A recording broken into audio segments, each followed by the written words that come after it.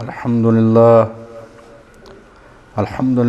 نحمدہ ونستعینہ ونستغفرہ ونؤمن بہ ونتوکل علیہ ونعوذ باللہ من شرور انفسنا ومن سیئات اعمالنا واشہد ان لا الہ الا اللہ وحدہ لا شریک لہ واشہد ان محمدا عبدہ ورسولہ صلی اللہ علیہ وآلہ وسلم۔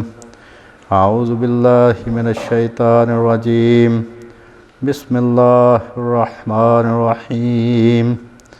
انا علینا جمعہ وقرآنہ، اما بعد فإن خیر الحدیث کتاب اللہ وخیر الہدی ہدی محمد صلی اللہ علیہ وآلہ وسلم، وشر الامور محدثاتها وکل محدثۃ بدعہ وکل بدعۃ ضلالہ وکل ضلالۃ فی النار۔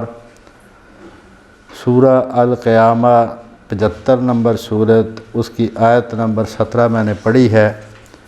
اللہ پاک نے فرمایا کہ اس قرآن کا جمع کرنا اور اس کو پڑھا دینا یہ ہماری ذمہ داری ہے۔ قرآن مجید کی ڈیفینیشن پر بات جاری ہے۔ 4-5 جمعے ہو چکے ہیں۔ لفظ قرآن پر بات ہو گئی، لفظ اللہ پر بات ہو گئی 2 جمعوں میں، لفظ نزول پر بات ہو گئی، کلام پر بات ہو گئی اور رسول پر بات ہو گئی۔ آج بات ہوگی اسی تعریف کے ایک لفظ پر کہ قرآن اللہ کا کلام ہے جو رسول اللہ پر نازل ہوا، مصاحف میں لکھا گیا اور جو آپ سے متواتر طور پر منقول ہے۔ تو آج لفظ مصاحف کہ قرآن مجید لکھا گیا کیسے، اس پر بات ہوگی۔ تو مصاحف جو ہے یہ مصحف کی جمع ہے۔ مصحف ایسی کتاب کو کہتے ہیں جس کی جلد بنی ہوئی ہو، جلد کے بغیر کتاب کو مصحف نہیں کہتے۔ تو مصاحف میں لکھا گیا اور رسول اللہ سے متواتر طور پر منقول ہے۔ تو یہ قرآن مجید کس طرح سے جمع ہوا اس کے بارے میں ہو سکتا 2 جمعے لگ جائیں، ہو سکتا ایک میں بات مکمل ہو جائے۔ تو یہ کتاب ہے البرہان، اس میں چیپٹر جمع القرآن والا حدیث 146 صفحے سے شروع ہوتا ہے۔ تو اگر کسی کے پاس یہ کتاب ہو تو وہ یہاں سے تفصیلاً پڑھ سکے۔ سب سے پہلے تو یہ کہ یہ قرآن مجید کے اندر گواہی موجود ہے کہ قرآن مجید رسول اللہ کے دور میں مکہ سے ہی لکھا گیا۔ مدینہ میں تو خیر حکومت تھی، مکہ سے ہی لکھا گیا یہ۔ تو قرآن مجید میں جو ثبوت ہے اس کی جو آیات ہیں، یعنی اندرونی شہادتیں جو ہیں قرآن مجید سے، وہ میں پیش کرتا ہوں۔ یہ سورۃ بقرہ کی 2 آیت، ذالک الکتاب لا ریب فیہ۔ کتاب کس کو کہتے ہیں؟ جو ایک کتاب کی شکل میں مدون ہو چکی ہو، کمپائلڈ ہے، اس کو کہتے ہیں کتاب۔ اور یہ مدنی صورت ہے۔ پھر اللہ پاک نے سورہ الحجر میں فرمایا کہ انا نحن نزلنا الذکر و انا لہ لحافظون، ہم نے ہی یہ ذکر اتارا ہے اور ہم ہی اس کی حفاظت کرنے والے ہیں۔ اس میں یہ اللہ کا وعدہ اتنا تاکیدی ہے کہ 3 دفعہ پہلے فرمایا ہے یہ ہم ہیں، یہ ہم ہیں، یہ ہم ہیں جنہوں نے یہ ذکر نازل کیا، اور یہ ہم ہیں، یہ ہم ہیں جو اس کی حفاظت کریں گے۔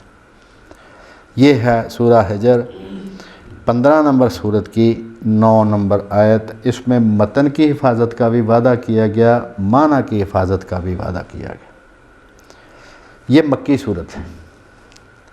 اس کے بعد اللہ پاک نے فرمایا جو آیت میں نے ایک پڑھی ہے، یہ ہے سورت قیامت 75 نمبر سورت کی 7 نمبر تا 19 نمبر آیات۔ اس میں یہ ساری بات بیان ہوئی ہے۔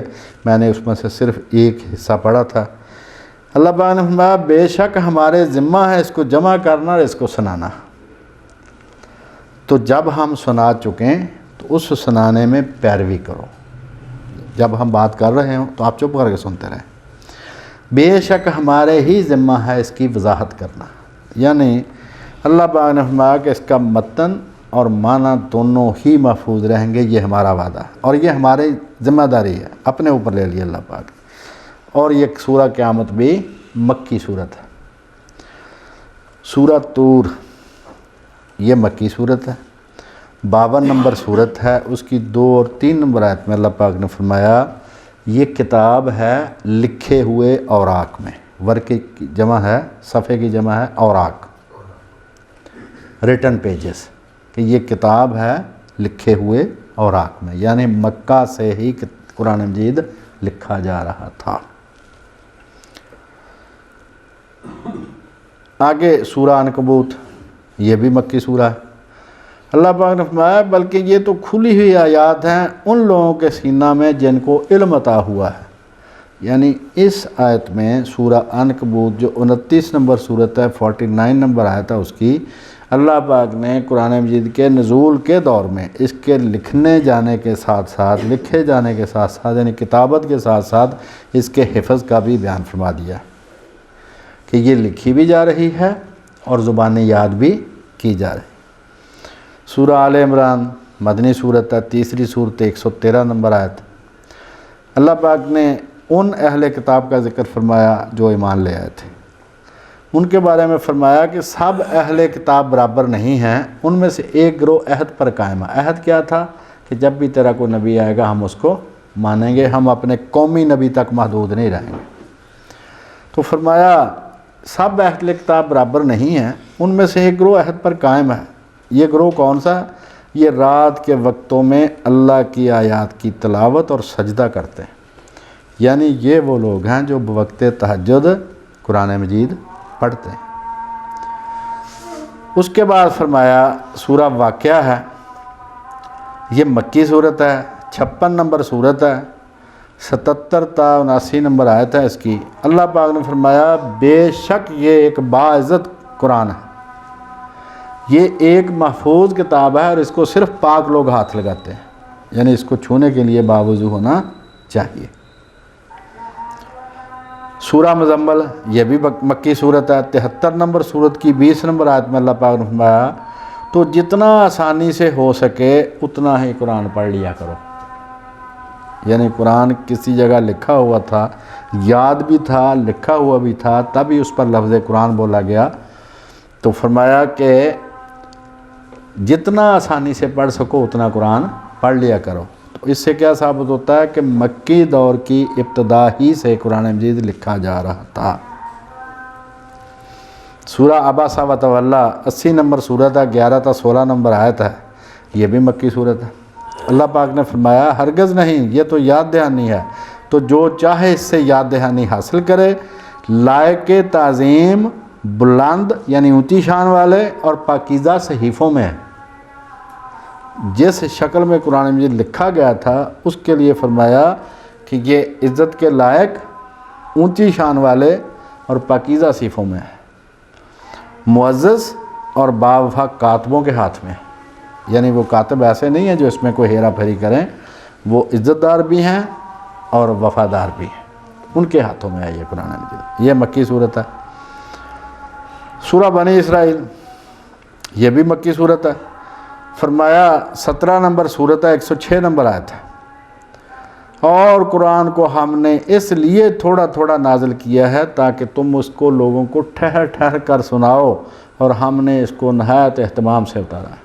اس اہتمام کی تفصیل ہے سورۃ جن کے آخر میں،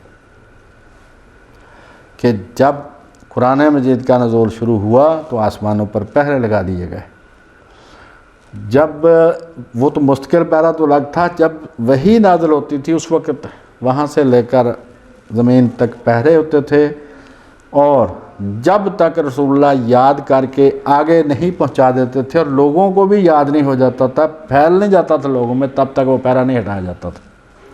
لہٰذا یہ کہنا کسی کا کہ شیطان نبی کی وحی میں ملا دیتا ہے ممکن ہی نہیں ہے۔ سرکاری خزانہ جب موو ہوتا ہے تو جتنی اس میں رقم ہوتی ہے اسی کے مطابق اس کی حفاظت کا بندوبست بھی ہوتا ہے۔ اگر تھوڑی رقم ہو تو پولیس ساتھ ہوتی ہے، بہت زیادہ رقم ہو تو فوج ساتھ ہوتی ہے اس کے۔ تو یہ نہیں ہو سکتا کہ خدا کا خزانہ جو ہے اس میں کوئی کمی بیشی ہو جائے۔ تو اللہ پاک نے فرمایا کہ ہم نے اس کو بہت اہتمام سے اتارا ہے۔ تو یہ جو لفظ قرآن ہے یہ وحی الہی کے کتابی شکل میں مدون یعنی کمپائلڈ ہونے کو ظاہر کرتا ہے، کیونکہ بار بار پڑھی جانے والی کتاب کو قرآن کہتے ہیں۔ سورہ فرقان مکی صورت ہے، 25 نمبر صورت کی 32 نمبر آیت ہے۔ اللہ پاک فرماتے ہیں اور ان کافروں نے کہا کہ اس کے اوپر پورا قرآن ایک ہی دفعہ کیوں نہیں نازل کر دیا گیا؟ ہم نے ایسا اس لیے کیا تھوڑا تھوڑا کر کے، اللہ پاک نے فرمایا ہم نے تھوڑا تھوڑا کر کے اس لیے نازل کیا تاکہ اس کے ذریعے سے ہم تمہارے دل کو مضبوط کریں، اور ہم نے اس کو تدریج یعنی آہستہ آہستہ اور اہتمام کے ساتھ اتارا۔ سورہ حامیم سجدہ 41 نمبر صورت ہے، اس کی 41 اور 42 نمبر آیت ہے۔ اور بے شک یہ ایک بلند پایا کتاب ہے، اس میں باطل نہ آگے سے داخل ہو سکتا ہے نہ اس کے پیچھے سے۔ کتاب کا لفظ کیا کر اس کے کمپائلڈ شکل میں ہونے کا اشارہ فرما دیا۔ آگے ہے، اچھا یہ صورت جن کی 72 نمبر صورت کی 27 اور 28 آیت میں اس اہتمام کا ذکر ہے جب فرشتوں کا پہرا لگتا ہے۔ آگے سورہ بروج، یہ بھی مکی صورت ہے۔ فرمایا یہ قرآن مجید ہے جو لوح محفوظ کے اندر ہے، یعنی ایک جگہ پر نہیں محفوظ ہوا جس کو ہم آج کی بولی میں کہتے ہیں نا بیک اپ، تو اس کا بیک اپ بھی لوح محفوظ میں تھا۔ یہ نہیں ہو سکتا کہ قرآن مجید ایک ہی جگہ پر ہو اور اس میں کوئی کرپشن ہو جائے۔ اب اس کے لکھے جانے کا ثبوت کفار کی زبان سے، سورہ فرقان 25 نمبر صورت ہے، 5 نمبر آیت ہے اس کی۔ یہ کفار کہتے ہیں یہ اگلوں کے افسانے ہیں جو اس نے لکھوائے ہیں، اور اس کو صبح شام لکھ کر سمجھائے جاتے ہیں۔ یہ اگلوں کے افسانے ہیں، پہلے لوگوں کی گپیں ہیں، یہ نعوذ باللہ پہلے لوگوں کی کہانیاں ہیں جو اس نے لکھوائے ہیں، اور صبح شام لکھ کر اس کو تعلیم کیے جاتے ہیں۔ اس کے بعد سورہ بینہ 98 نمبر صورت ہے، اس کی 2 نمبر آیت ہے کہ اللہ کی طرف سے ایک رسول پاکیزہ اوراق پڑھتا ہوا، یعنی وہ تلاوت فرما رہا ہے جو پاکیزہ اوراق میں لکھی ہوئی ہے۔ اور قرآن مجید رسول خدا کے دور میں صلی اللہ علیہ وآلہ وسلم صورتوں کی شکل میں بھی مدون تھا۔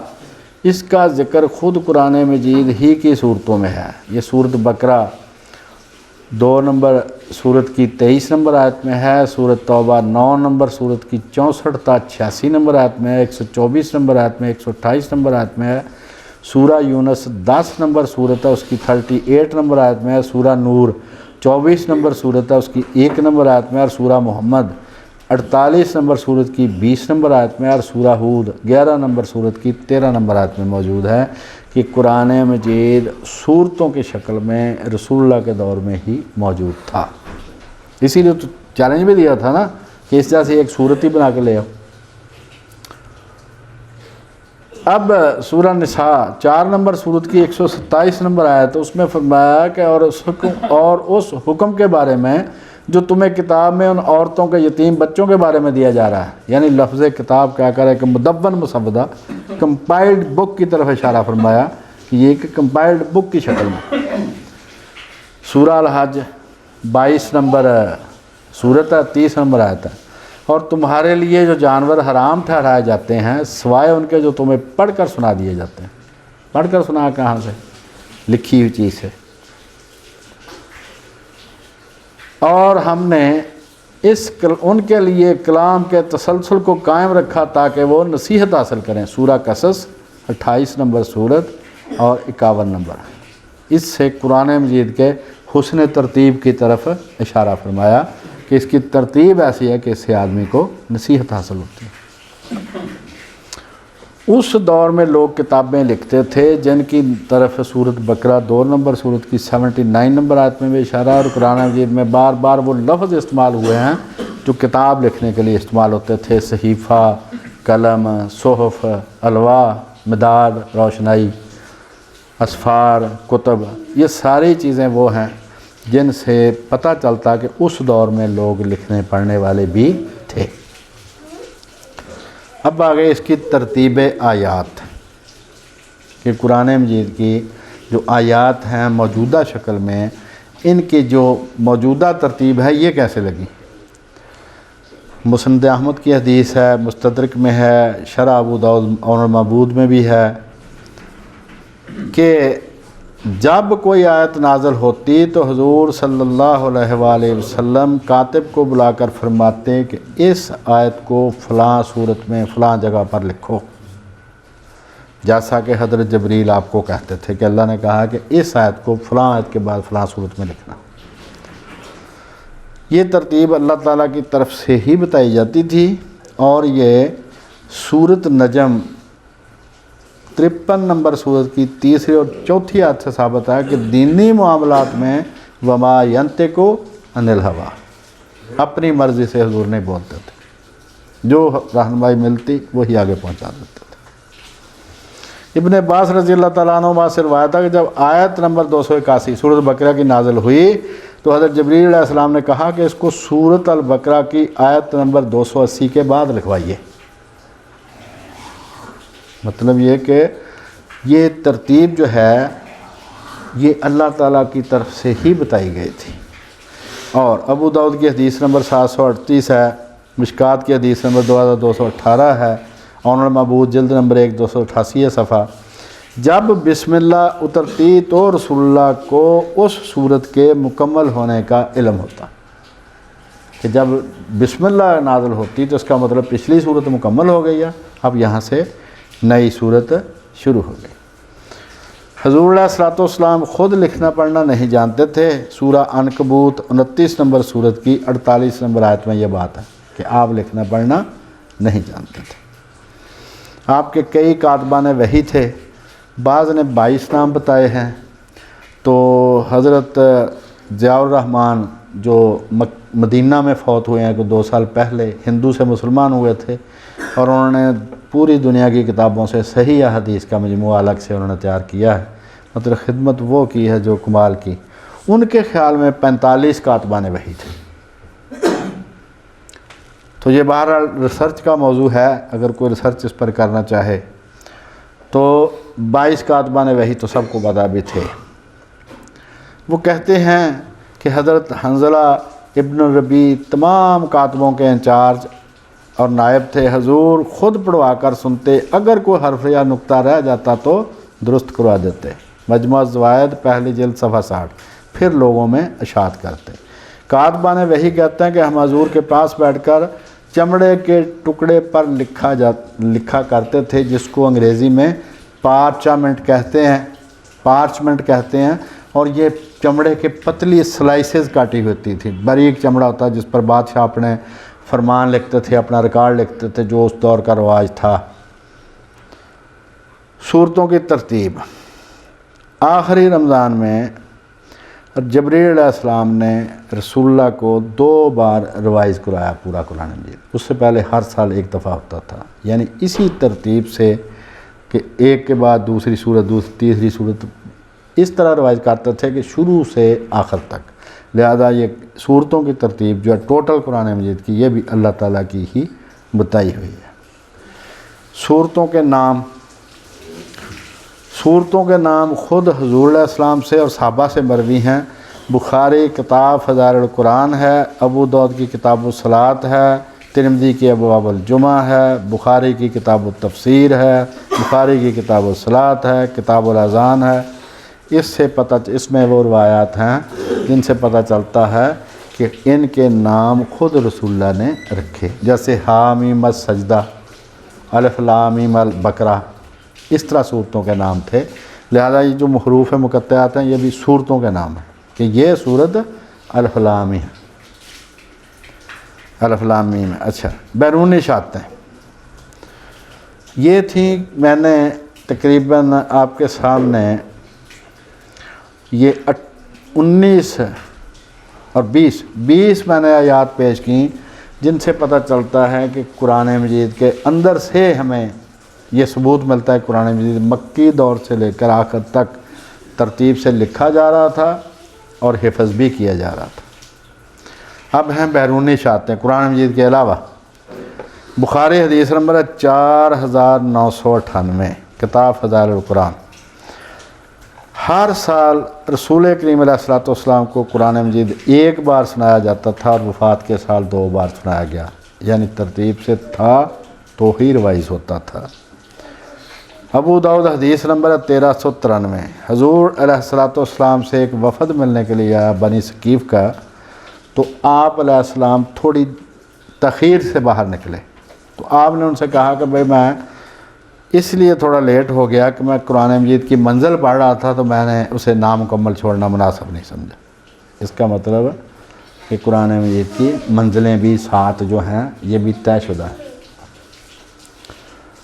حضرت طوس رضی اللہ تعالیٰ عنہ کہتے ہیں کہ میں نے حضور کے صحابہ سے پوچھا کہ آپ قرآن کی منزلیں کیسے پڑھا کرتے تھے؟ انہوں نے بتایا کہ ہم اسے 7 حصوں میں تقسیم کر کے پڑھا کرتے تھے، اور پھر آگے ان کی منزلوں کی ترتیب بھی ہے۔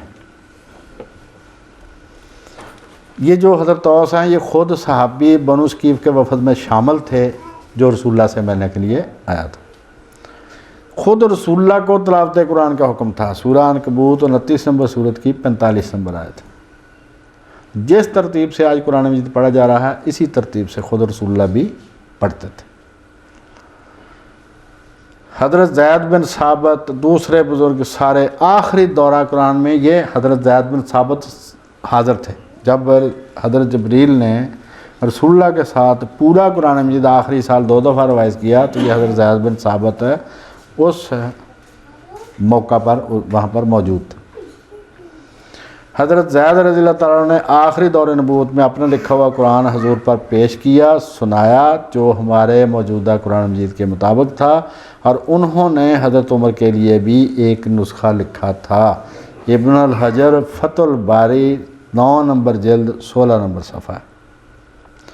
حضرت عبداللہ بن عمرو بن عاص رضی اللہ تعالیٰ عنہ مشہور صحابی ہیں، یہ فرماتے ہیں کہ میں نے رسول اللہ کے عہد میں پورا قرآن مجید لکھ لیا تھا اور اس کو ایک ہی رات میں پڑھتا تھا، پھر حضور نے مجھے حکم دیا کہ اس کو 1 مہینے میں ختم کیا کرو۔ انہوں نے کہا جی یا رسول اللہ میں اس سے زیادہ کر سکتا ہوں، پھر آپ نے کہا چلو 15 دن میں، نہیں جی میں زیادہ کر سکتا ہوں، اور میں چلو 10 دن میں، نہیں جی میں اس سے بھی زیادہ کر سکتا ہوں، اور 3 دن سے کم میں جس نے پڑھا اس نے قرآن سے کچھ نہیں سمجھا، لہذا شبینے والے حضرات بھی تھوڑا توجہ فرمائیں۔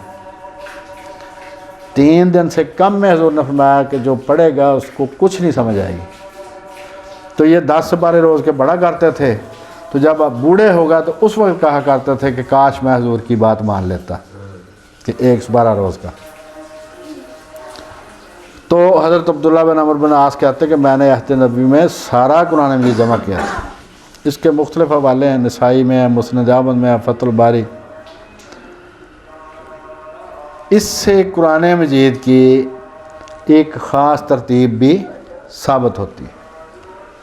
پھر فرمایا کہ آنکھوں کی عبادت کا حصہ آنکھوں کو دو، اور اس سے مراد ہے قرآن مجید کو دیکھ کے پڑھنا۔ حضرت عبداللہ بن مسعود رضی اللہ تعالیٰ عنہ سے روایت ہے کہ حضور نے فرمایا جو اللہ اور اس کے رسول سے محبت رکھنا چاہتا ہے وہ قرآن پڑھا کرے۔ حضرت طوس جو وفد بنی ثقیف میں آئے تھے ان سے بھی یہ روایت مروی ہے کہ قرآن کو دیکھ کر پڑھنے کا زیادہ ثواب۔ حضرت عمر بن عوص سے مروی ہے کہ حضرت نے فرمایا کہ جس طرح فرض نماز کو نفل نماز پر فضیلت ہے، اسی طرح قرآن دیکھ کر پڑھنے کو زبانی پڑھنے پر فضیلت۔ عبادہ بن صامت سے روایت ہے کہ حضور نے فرمایا میری امت کی افضل عبادت قرآن کو دیکھ کر پڑھنا۔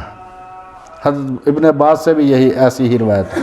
عبداللہ بن زبیر سے بھی قرآن دیکھ کر پڑھنے۔ عبداللہ بن عمر لوگوں کو قرآن دیکھ کر پڑھنے کا حکم دیا کرتے تھے۔ حضرت خیسمہ کہتے ہیں کہ میں عبداللہ بن عمر کے مکان پر گیا رضی اللہ تعالیٰ عنہ، تو وہ قرآن کھولے ہوئے تلاوت کر رہے تھے، اور نسخہ قرآن مشکات حدیث نمبر 254، نسخہ قرآن اپنے وارثوں کے لیے چھوڑ جانے کو صدقہ جاریہ کہا گیا ہے۔ صحابہ فرماتے ہیں، مسند احمد حدیث نمبر 22290 اور جلد نمبر 5 266 صفحہ، صحابہ فرماتے ہیں کہ ہمارے درمیان لکھے ہوئے قرآن مجید موجود تھے جن سے ہم نے سیکھا، اپنی عورتوں، اپنے بچوں اور خادموں کو سکھایا۔ ایک صحابی اپنے بچوں کو حضرت کے پاس لے کر آیا اور کہا یہ میرا یہ بچہ دن میں قرآن دیکھ کر پڑھتا ہے، تو آپ نے فرمایا کہ یہ بھی ذاکر خدا ہے، یعنی چھوٹا بچہ بھی اگر قرآن مجید پڑھے تو اللہ میاں اس کو بھی اپنا ذکر کرنے والوں میں شمار کرتا۔ حضور نے صحابہ سے فرمایا کہ یہ جو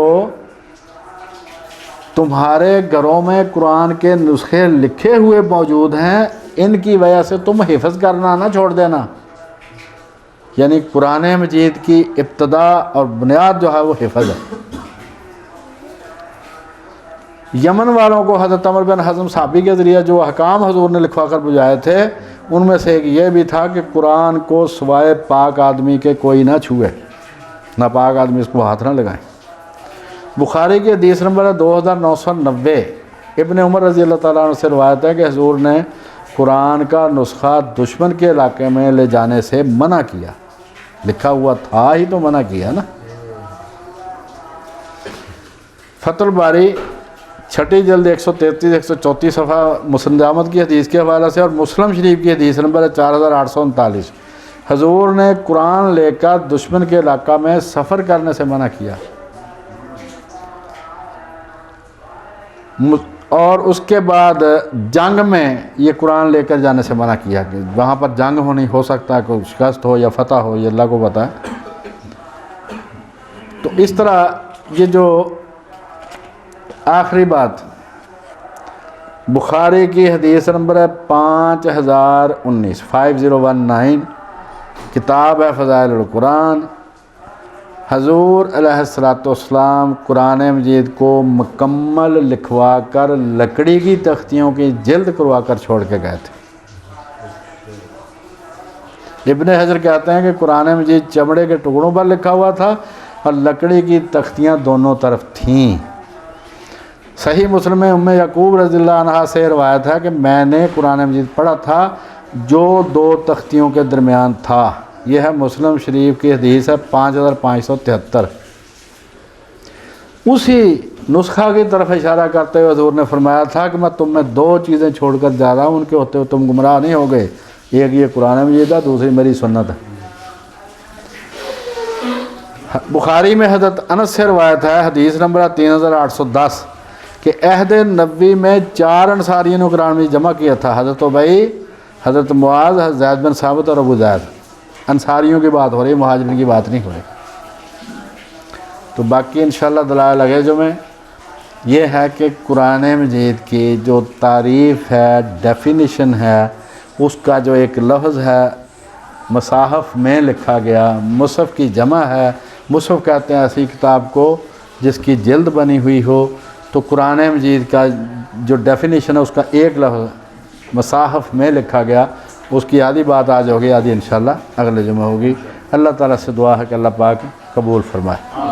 اگلے حصے میں بیماروں کے لیے دعا کریں انشاءاللہ۔